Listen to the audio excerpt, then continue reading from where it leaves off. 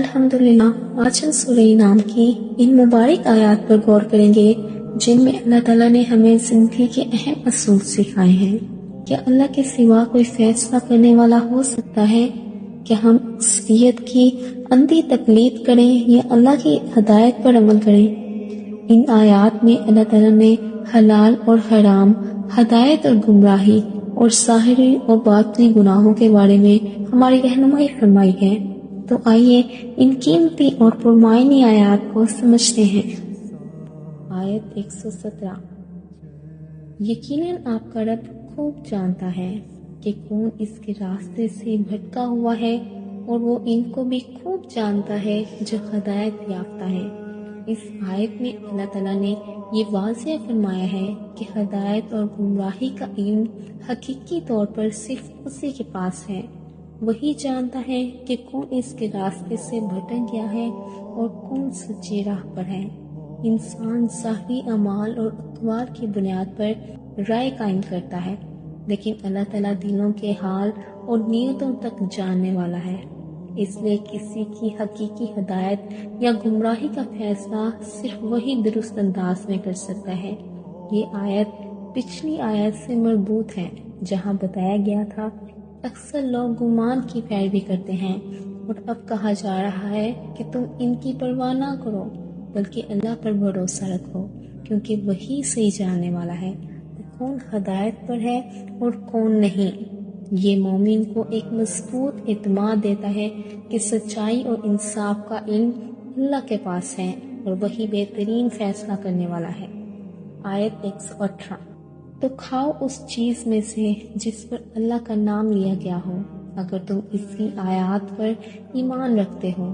اس آیت میں اللہ تعالیٰ نے مسلمانوں کو حلال کھانے کا اصول بتایا ہے کہ وہی گوشت یا غذا تمہارے لیے جائز ہے جس پر اللہ کا نام لیا گیا ہو۔ یہ آیت مشرکین کے ان اعتراضات کا رد بھی ہے جو مسلمانوں کے ذبیحے یا بعض جانوروں کے بارے میں شکوک پیدا کرتے ہیں۔ اللہ تعالیٰ فرماتے ہیں کہ اگر تم واقعی میری آیات پر ایمان رکھتے ہو تو تمہیں اسی چیز کو کھانا چاہیے جس پر میرا نام لیا گیا ہو، نہ کہ ان چیزوں کو جو شرک، رسوم یا غیر اللہ کے نام پر ذبح کی گئی ہوں۔ اس آیت سے یہ بھی معلوم ہوتا ہے کہ ذبیحے کے وقت اللہ کا نام لینا یعنی بسم اللہ کہنا ضروری ہے، اور یہ دین کا ایک اہم حصہ ہے۔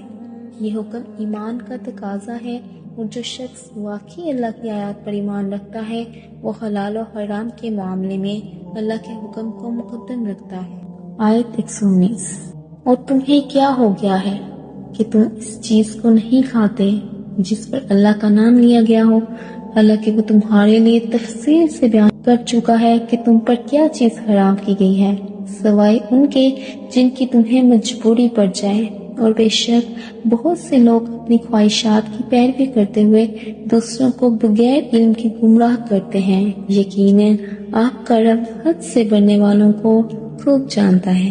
اللہ تعالیٰ اس آیت میں مسلمانوں کو جھنجھوڑتے ہوئے فرما رہے ہیں، کیا کہ تم اس چیز کو کھانے سے کیوں گریز کرتے ہو جس پر اللہ کا نام لیا گیا ہو، حالانکہ اللہ نے پہلے ہی واضح طور پر بیان کر دیا ہے کون سی چیزیں تم پر حرام ہے، جیسے مردار، خون، سور کا گوشت اور وہ جانور جو غیر اللہ کے نام پر ذبح کیے گئے ہوں۔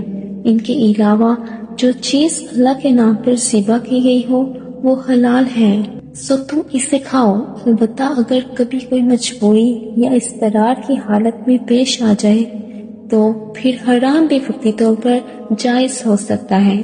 اس آیت میں اللہ تعالیٰ نے یہ بھی بتایا کہ بہت سے لوگ اپنی خواہشات اور مفروضات کے پیچھے چل کر دوسروں کو گمراہ کرتے ہیں بغیر کسی صحیح علم کے۔ اسی لیے مسلمانوں کو حکم دیا گیا کہ وہ محض عوام یا خواہشات کے پیچھے نہ چلیں بلکہ علم، وحی اور شریعت کی روشنی میں فیصلے کریں۔ آخر میں فرمایا کہ اللہ تعالیٰ حد سے بڑھنے والوں کو خوب جانتا ہے، یعنی وہ لوگ جو اللہ کے حلال کو حرام یا حرام کو حلال کرنے کی کوشش کرتے ہیں وہ اللہ کی نگاہ سے پوشیدہ نہیں۔ آیت 120، اور گناہ کو چھوڑ دو خواہ وہ ظاہر ہو یا پوشیدہ، بے شک جو لوگ گناہ کماتے ہیں अनकरीब इनको इसका बदला दिया जाएगा जो वो किया करते थे। इस आयत में अल्लाह ताला ने गुनाह से बचने का जामिया हुक्म दिया है और नहायत अहम उसूल बयान फरमाया है कि सिर्फ ज़ाहिर गुनाहों से नहीं बल्कि बातिनी गुनाहों से भी बचो।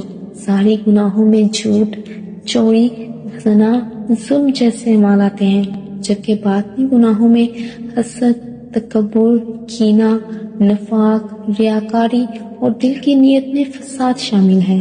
अल्लाह ताला इंसान के ज़ाहिर और बातिन दोनों को जानता है, इसलिए मोमिन को अपने दिल को भी पाक रखना लाजिम है।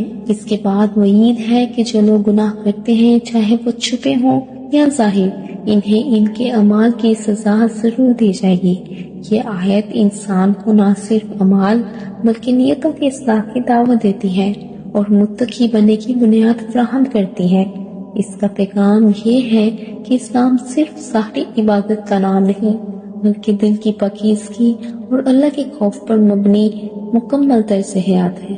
सूरह नाम की इन आयात में हमारे रब ने हमें एक मुकम्मल हदायत दी है कि हम सिर्फ अल्लाह को हाकिम माने, ज़न गमान और अक्सरियत की अंधी पैरवी ना करें और सिर्फ इसी को हलाल और हराम का फैसला करने वाला समझें।